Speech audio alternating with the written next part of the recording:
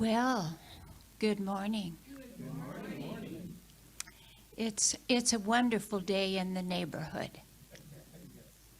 Greetings to those in Zoom land and to all of you here. It is my privilege to be the pulpit assistant today, and my name is Shirley Angel Love. And right now, you in Zoom land, we're going to mute you. We'll turn you back on after the service. We have a few announcements. Early Birds meets every Sunday morning by way of Zoom, and some come into the fellowship hall and connect from there. It's a wonderful time to connect by way of Zoom.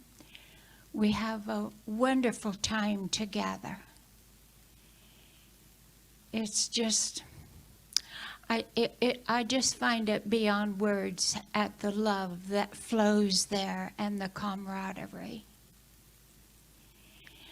Oh, we have some upcoming speakers. We're honored to have Reverend Randy today. And in July, I can't imagine where June's gone. In July 2nd, that'll be next Sunday, Dr. Edward. On the 9th, Reverend Sandy. On the 16th, Reverend Comatar. And on the 21st, Dr. Edward again. And then on the 30th, perhaps we'll have a video. And so today, after our service, we're going to go and dine together at Ruby Tuesdays. So, you know what? We have reservations. And so I think we're going to need definitely to be there by 12:30. And then on Thursday evenings, we meet in the fellowship hall or by way of Zoom again. Thank you, God, for Zoom. Each week is a different speaker with discussion afterwards. And if you don't already know how to connect by Zoom, you can connect with Dr. Edward or Cleona. And then this coming Tuesday, we're just going to we're going to wait on that because we've already had that luncheon we did on Thursday. And then we're going to have an outing for July. We plan that every month now to have an outing. And our outing this time is going to be an afternoon at the Black Box. And the play is about Queen Victoria and her seclusion to the Highlands when she mourns the death of her beloved Albert.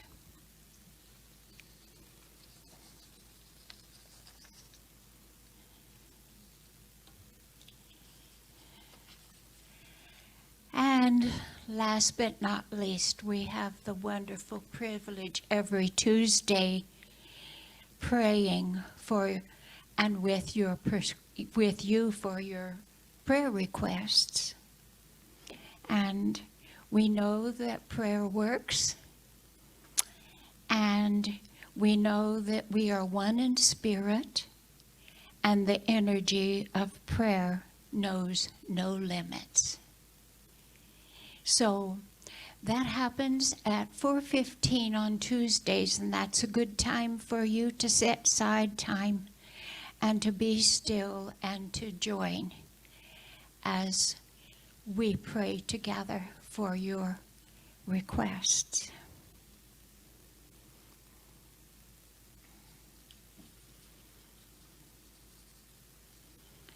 And so right now we will have our invocation, and you can close your eyes if that's comfortable for you.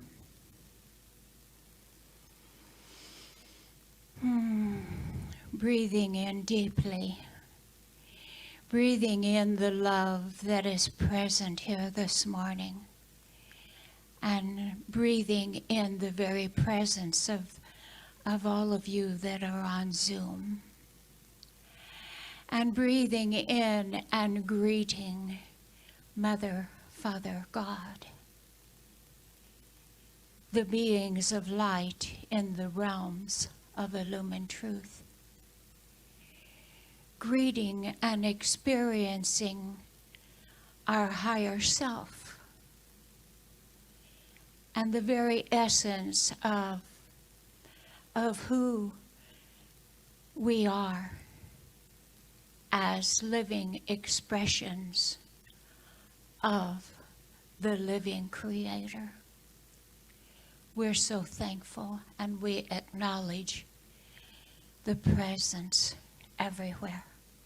The presence that is always here.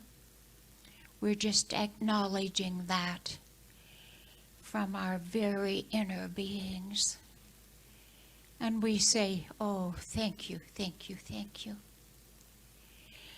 We give thanks this morning for our music, for our speaker, for all of those that are making this possible for us to come together today.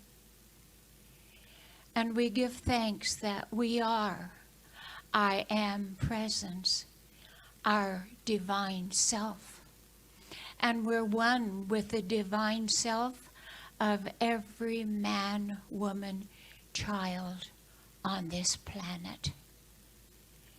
And so whatever we do today in this service, the very energy, the very spirit of it goes out to all creation. And we say together, and so it is. All right. And so now, if you're able and willing and want to, please stand and we'll sing our song of joy.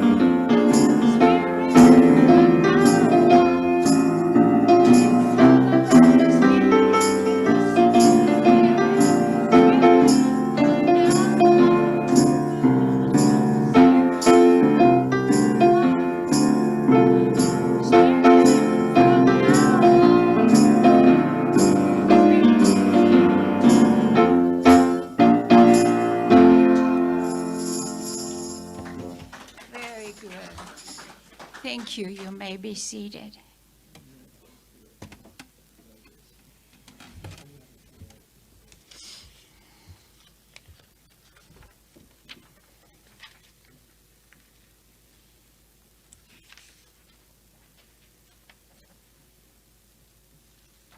Okay. So now we will do our vision, our mission, and our affirmation together. Our vision is to elevate spiritual consciousness in our world. Our mission, to support individual spiritual quests through celebration, study, counsel, loving fellowship, and service. And our affirmation. Today I pause to reflect and know the divinity that is at my core. I feel the divine flowing through me, filling every part of my being to overflowing with love, joy, peace, wisdom, and abundance. Of this I'm grateful, and so it is. All righty. And so we're honored today to have Reverend Randy Granger with our special music. Is that right? Okay, you could come on up.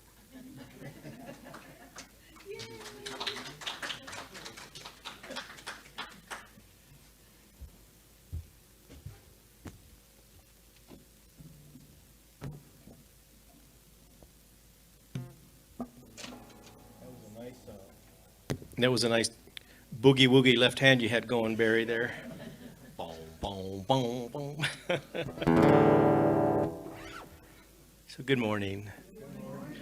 With the 4th of July coming up, I wanted to do this song. It's kind of a mashup of this great song called I Hear Them All, combined with This Land Is Your Land. So just sing the parts you know.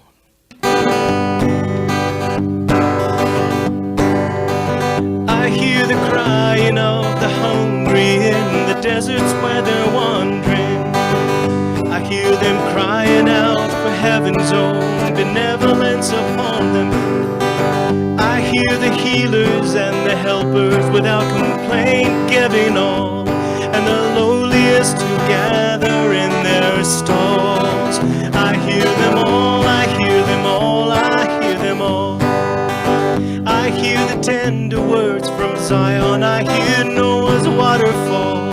Hear the gentle Lamb of Judah sleeping at the feet of Buddha, and the prophets from Elijah to the old Paiute Vavaka take their places at the table when they're called. I hear them all, I hear them all, I hear them all. I hear them all, I hear them all, I hear them all. I hear them all, I hear them all, I hear them all. As I went walking that ribbon of highway, I saw above me that endless skyway. I saw below me that golden valley. This land was made for you and me. This land is your land, this land is my land.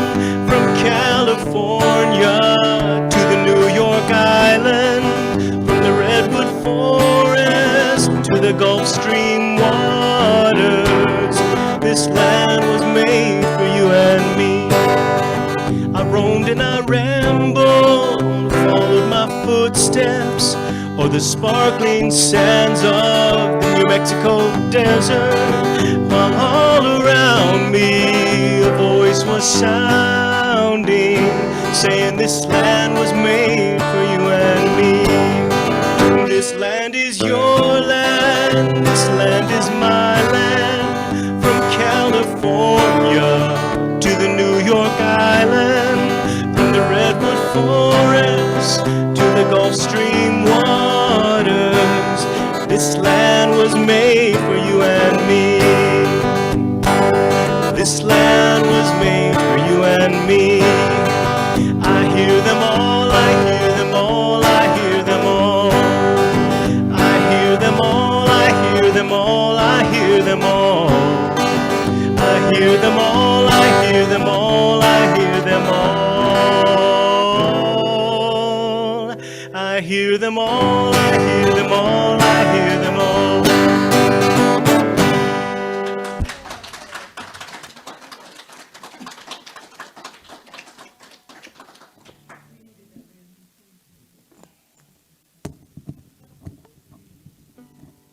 Thank you, thank you, thank you.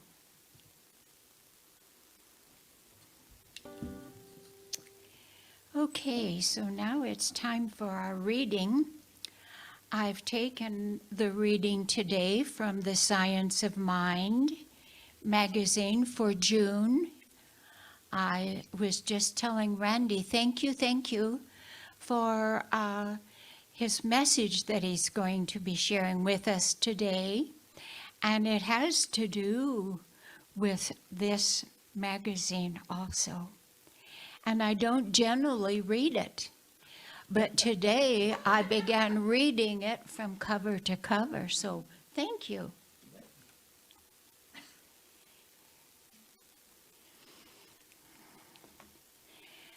I'm reading the lady that did the daily readings this month. Her name is Reverend Christy Hardwick, and for 20 years as a high-tech executive, she became an ordained minister with Centers for Spiritual Living. And the title of this particular one is What You Believe. I believe in kindness. I believe in simple things. I believe in the preciousness of all beings. I believe in tomorrow, despite the troubles we face, because I believe in the human race. And that was by Erica Luckett out of a book called Kindness. And then Ernest Holmes says, the law operates on our beliefs as we believe them, not as we hope them to be, but as we actually believe them to be. And here's what she has to say about that. When I began understanding the power of my mind and my thinking patterns, I paid closer attention. I started eliminating the sad songs I repeatedly sang and replaced them with songs that expressed hope and possibility. We all have a soundtrack in our minds, full of expressions, catchy phrases, ideas, and beliefs. We are taught what to believe about money, success, goodness, evil, right and wrong, and most significantly, what to believe about ourselves. She says her upbringing taught her more about what not to do than what to do. Don't be greedy. Don't be conceited. Don't be lazy, mean, or too smart for your britches. It took a lifetime to learn to believe in my inherent worth and goodness. When I knew and truly accepted that I was made of divine substance and emanated as a unique expression of a divine idea, I felt a quickening in my heart that has never left me. I remember the day after I left my corporate work. I wasn't sure how I would define myself and how I would be recognized without my business card and my title. I placed my hand on a tree near a creek where I walked, and I heard these words, "I recognize you." A sense of peace descended, and I leaned into the embrace of something greater. I began to grow in belief and in knowing my immersion in infinite mind. I continue to believe in unlimited good. I feel it pressing itself against us, invited us to a greater now. What are you believing about yourself? Tenderly explore, inquire, and let your knowing unfold. And the affirmation, I'm willing to take inventory of my beliefs, and I release anything that no longer serves the greatest good for myself and others. Isn't that a delicious word today? All right, so we are truly blessed to have Reverend Randy today. Thank you for coming. Thank you for all that you are. Thank you for your music. Now, thank you for your word.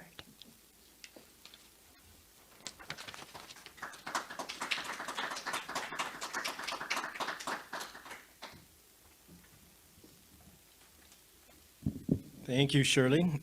Boy, I really like that last affirmation that you read. That was just perfect. Letting go of what no longer serves us. How beautiful. So today I'm talking about self-care as a gift to ourselves and to others. Self-care is a really hot topic these days. So we're going to dive into it from our spiritual perspective. There's this old ancient technique that used to be taught, and that Ernest Holmes, he also wrote about this in, I think, the very first book. And it's this technique where they would teach their students to put their hands around them like this. And then they would rock back and forth, and they would say, wonderful, wonderful, wonderful me. So if you could join me, please do it. Just try that. Ready? Just wonderful, wonderful, wonderful Randy. I mean you. Wonderful, wonderful, wonderful me. One more time. Wonderful, wonderful, wonderful me. Thank you. What that did, it was a way to teach students that as they held themselves, they are also being held. Being held by spirit, being held by angels, being held by ancestors, being held by themselves, by a power greater than ourselves. Recently, I was on a plane for the first time in about 3 years, probably, or 3 or 4 years with the pandemic. I didn't travel much, and so I was on the plane, and I was listening to the flight attendant. And they were saying, in case of an emergency, when this little oxygen mask drops down, put it on yourself first before you help anyone else. And that really stood out to me because I also know, I've known people who are trained as first responders. And what they learn is when you go into an emergency situation, what you do first is you stop.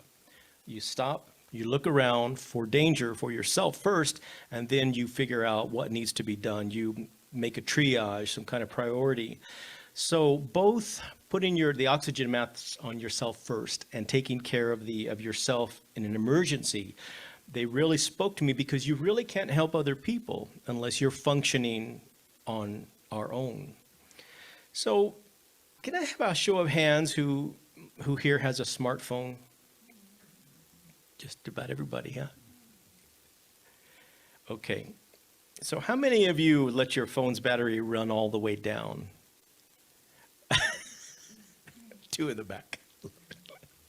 And how many of you keep it plugged in all the time? Anybody? Okay. So I've learned that we often take care of our phone's batteries better than we take care of our own batteries, our own emotional batteries. I read once that we are only given in any given day a finite amount of energy.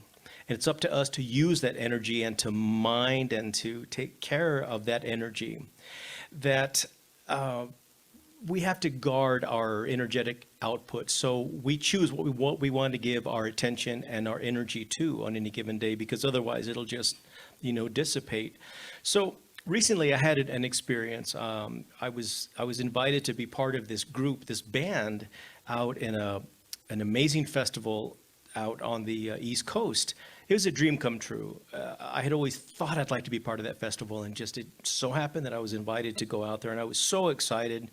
And so I worked really hard, and the first day we had to perform, we weren't on until 10:30 that evening, so it was going to be a really long day. So I walked around that cute little town. I meditated. I just sat still and I sat quietly, had a salad for lunch, trying to take care of my energy and myself.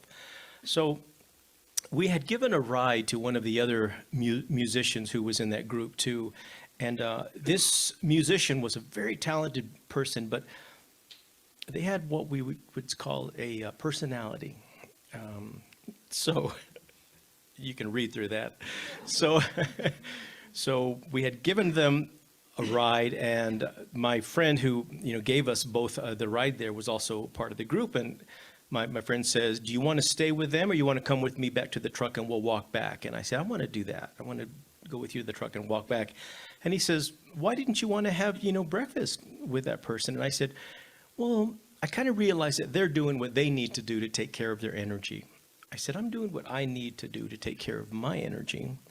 Maybe you should consider the same thing, since we're not playing until 10:30 that night." The reason is, when I'm on stage, like most entertainers, we give everything. We give it all, 100%, whether we have anything left or that or not. So you'll often see performers, they have a green room and they bring all their stuff from home. They bring, like if they're a Buddhist, they'll bring their incense and their little Buddhist statue, or they'll bring their favorite foods to have them cater, or they'll make it really dark and with candles. We do everything we can to preserve our energy, knowing that we can only give our best and 100% when we have reserves left to give. So by taking care of myself first, I was able to entertain at my very best, or at least I hope I did. So the point of this is, I know what self-care looks like for me. And that's the key. And that's why it's so important that each of us ask ourselves, what does self-care look like for me? What do I need most when I feel depleted? What brings me joy? What drains me? And when am I most at my relaxed, most at my most creative, my most productive? Self-care, it's really getting the attention that it deserves, because it really does deserve some attention. Through the COVID pandemic, you could see all of those people on the front lines of the hospitals and the emergency clinics. They were so burnt out and so worn out. They weren't taking care of themselves because, well, they didn't have a real chance to do that.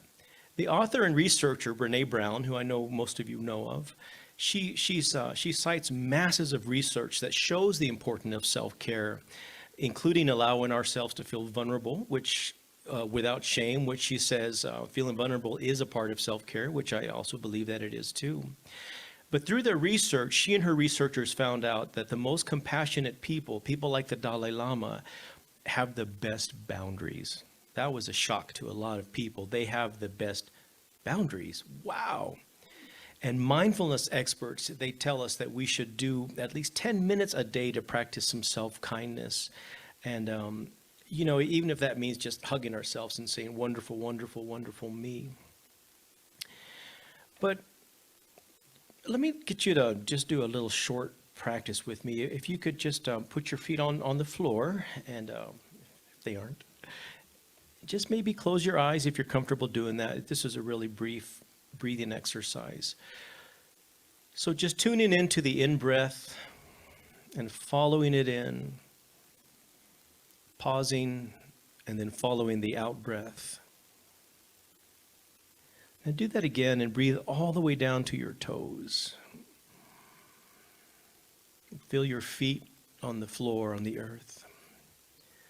And as you're doing that, contemplate that there is something greater than you are that is breathing you.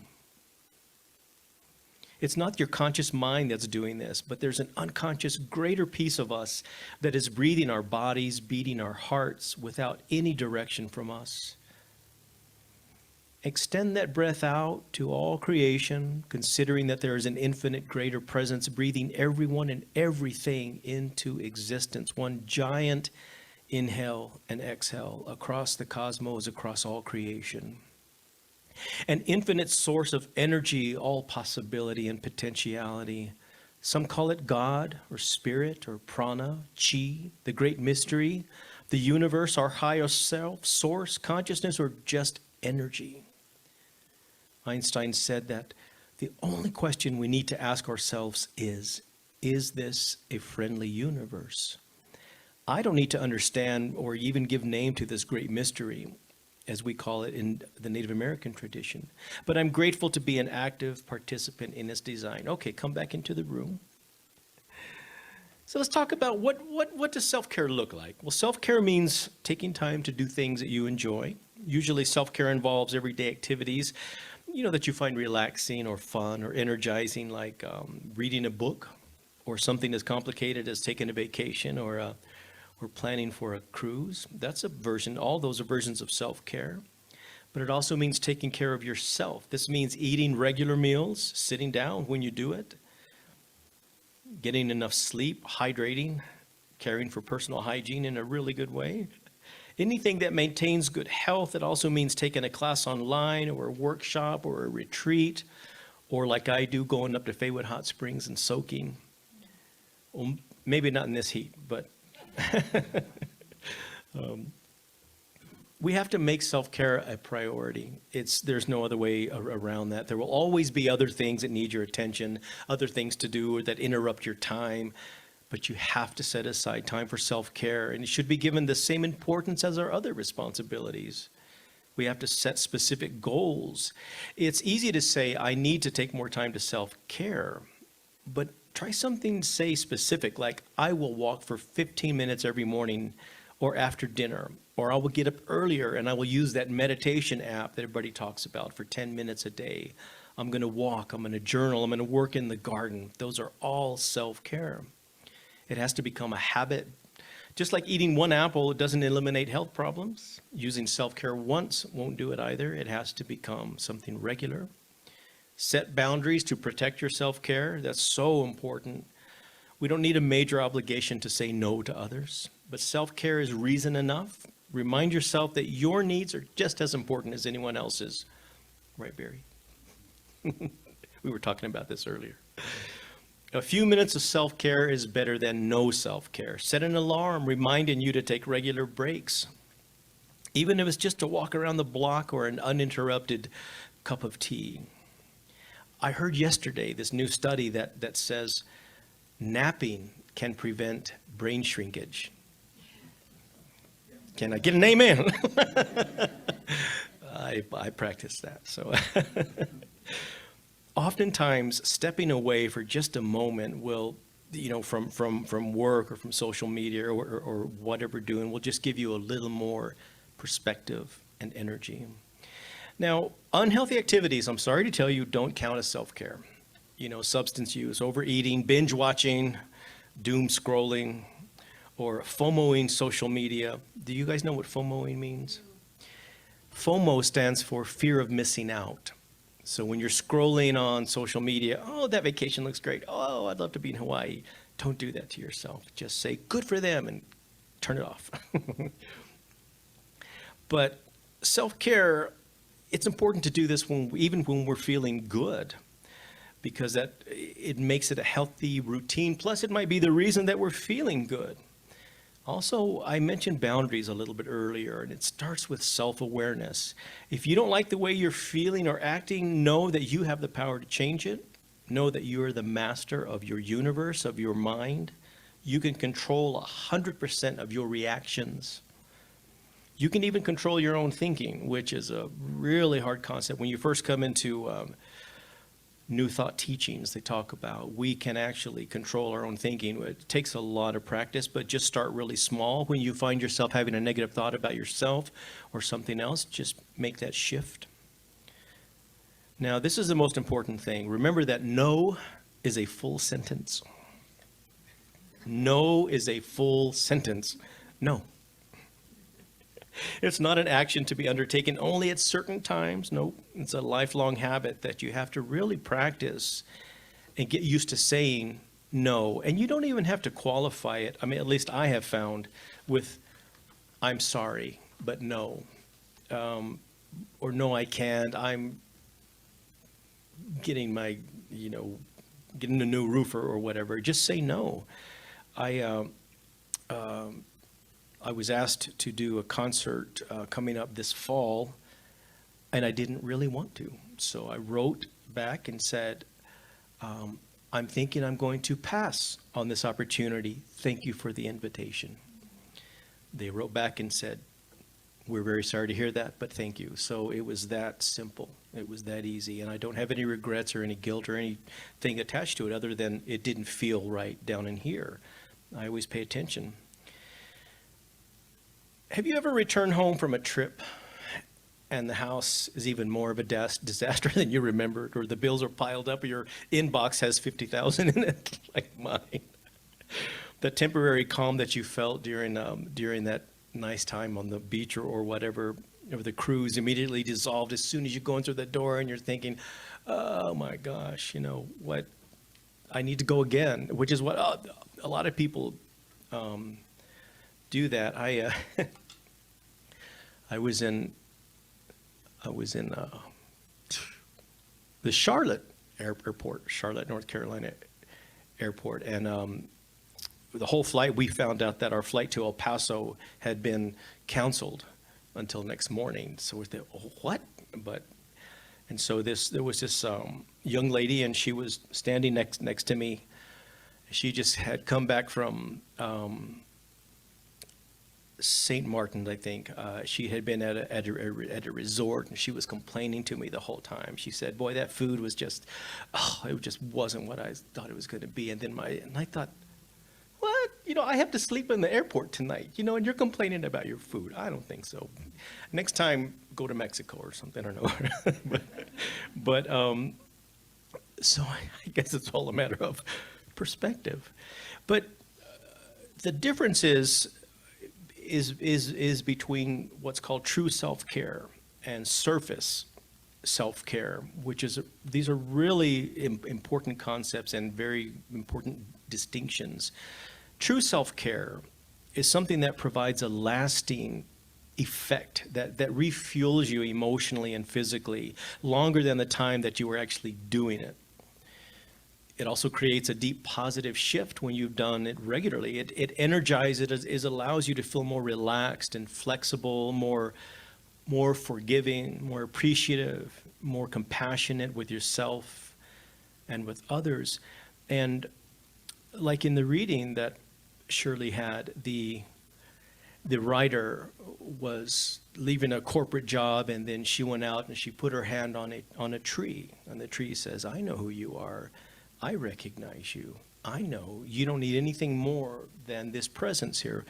For me, that's my walk in the desert every morning when I'm able to do it. There's an open space about 2 minutes from my home. I'm so blessed. I go and I just walk out in the desert, and then I start seeing, the jackrabbits, or I see the cactus blossoms, and I see the Oregon mountains and the sun coming up over them and how beautiful. Then I'll look out in the valley and see all the pecan orchards there. And so that's the desert saying, I know who you are. I recognize you. I know where you come from. I know I watch you breathe. And so that's a pattern of my own self-care. And it has to become a habit, because the lasting and deep effects can only happen when we reinforce it. So find whatever it is for you, whether it's reading a passage from an inspirational book or watching a nice video on YouTube. Find that center point, and that's the idea behind true self-care. Surface self-care, it only feels good while you're doing it, like say a really, like a nice manicure, a pedicure, or getting your car, detailed, which I like. But all those things, they're only surface self-care. And in fact, they can actually lead you to feel less calm and more irritable in the long run, because I really need a massage, Exactly. And it also may be an activity that is refueling to others, but not to you. That's what surface self-care is. Like, I know a lot of people who go on cruises, and for them that really works, and it's very fueling. Me, the thought of being on a ship with 7,000 people doesn't do it. I'm an introvert, and so it's terrifying. I'd rather go in the desert. That's just me, see, what I've learned. Surface self-care can feel more like an obligation instead of a fun and interesting or exciting thing.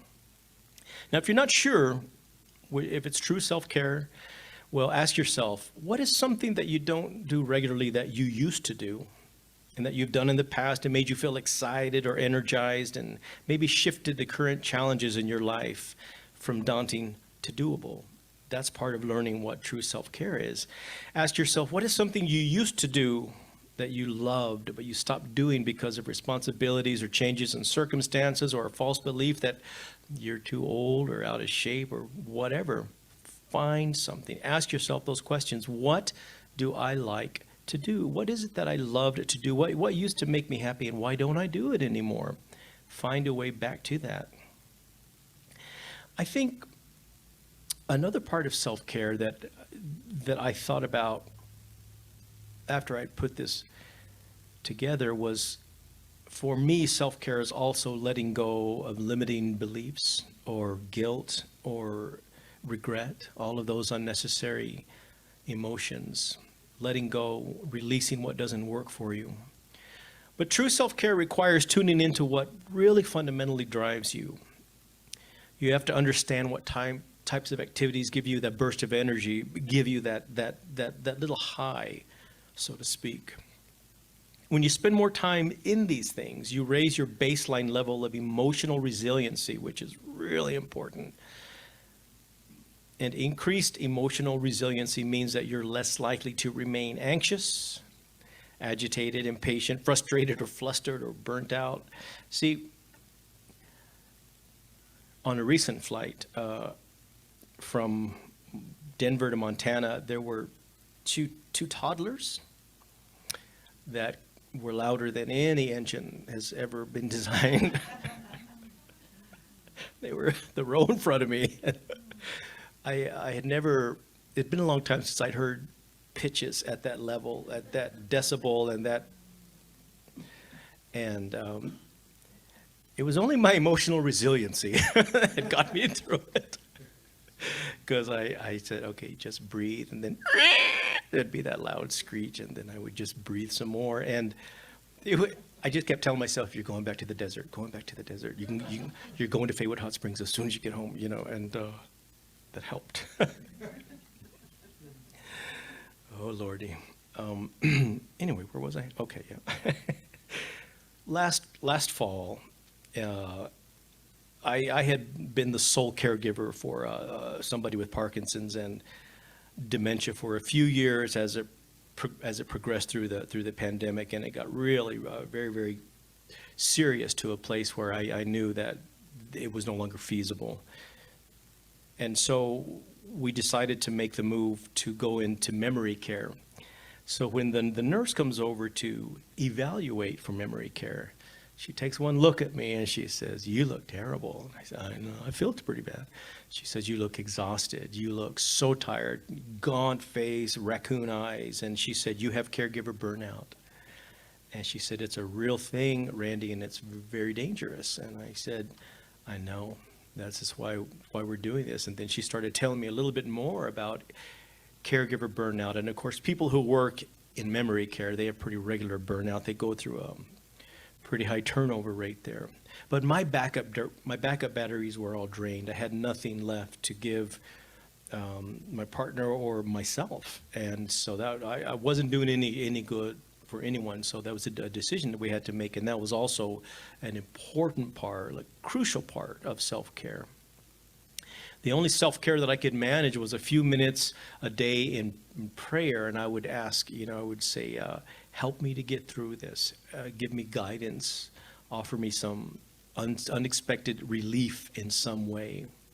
But those of us who are natural caregivers, there's probably a few of us here in this room, we laugh at the idea when people say, "You need to take care of yourself." And you go, "Ha, when am I supposed to do that? Can I put you down for some time so you can come in so I can take care of myself?"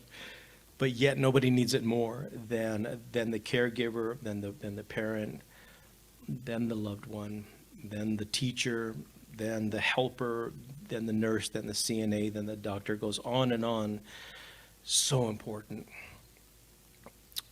we really deserve to be in control of our own emotional, spiritual, and energetic well-being. And only you know what's best for you. Only you know what's best for you. Stress is always going to happen. Challenges will always happen and come into your life. But when you have the tools to increase that emotional bank account, that emotional resiliency, then you do become more capable of dealing with any of those challenges. Because one of the hardest things for us to tell ourselves is that we matter most. It almost feels selfish, but it's really not selfish. It's like I said in the beginning, it's putting on the oxygen mask on yourself first. Only then can you help others.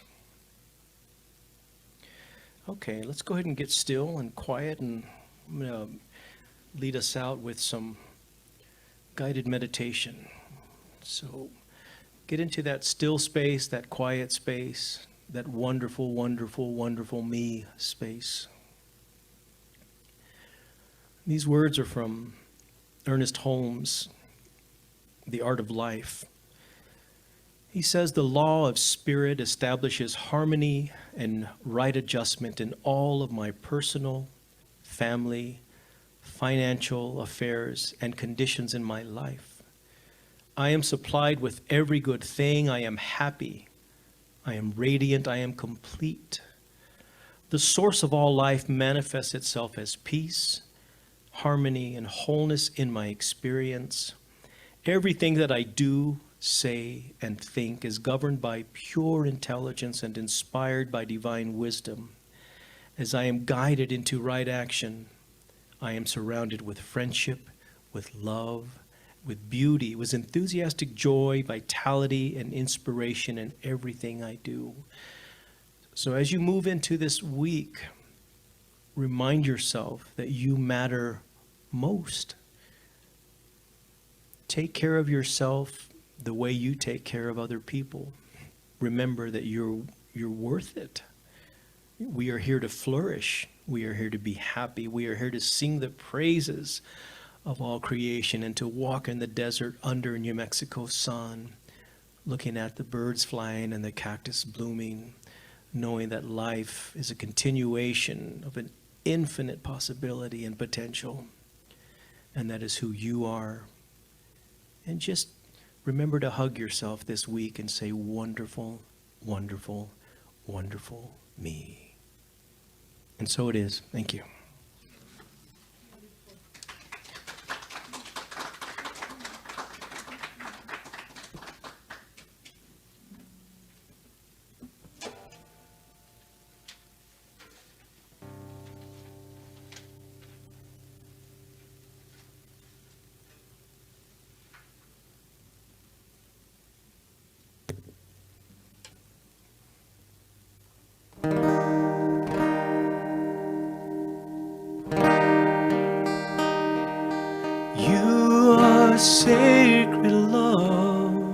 Sacred love is all that you are.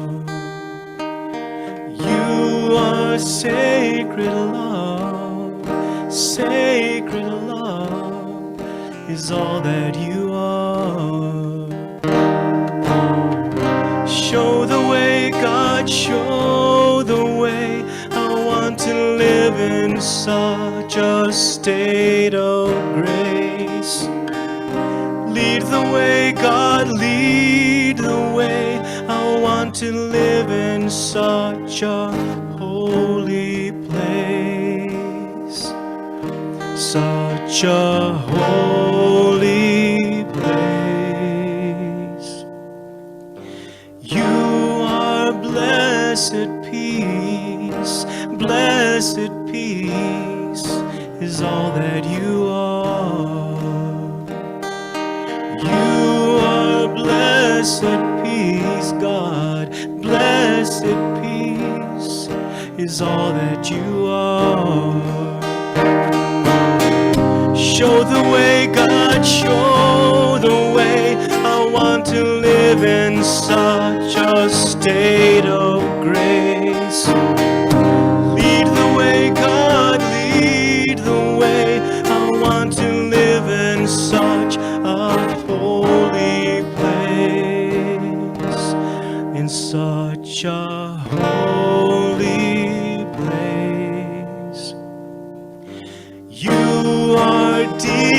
deepest joy, deepest joy is all that you are.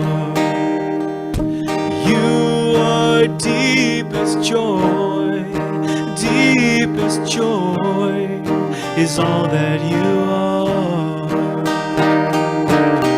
Show the way, God, show the way. I want to live in such a state of grace. Lead the way, God, lead the way. I want to live in such a holy place, in such a holy place. Sing with me. It's your sacred love. Sacred love is all that you are. You are sacred love. Sacred love is all that you are. You are sacred love. Sacred love is all that you are.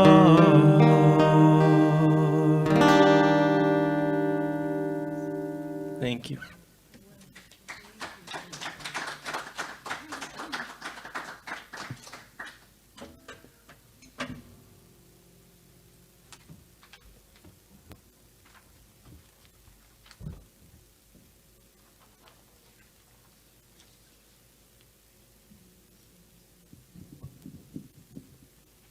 How wonderful.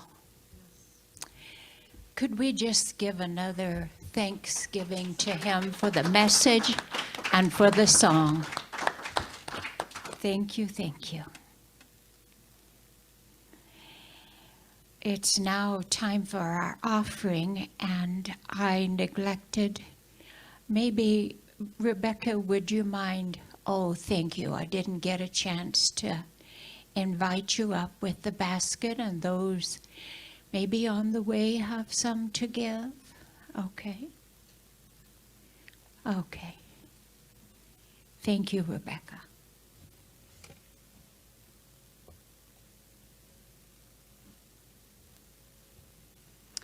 We give thanks for these gifts. We give thanks for all that has given and all that desires to give. For those gifts that's come through by mail and other ways, and for those that are given today. We know that giving and receiving is a wonderful gift, and we give thanks, and so it is. Thank you.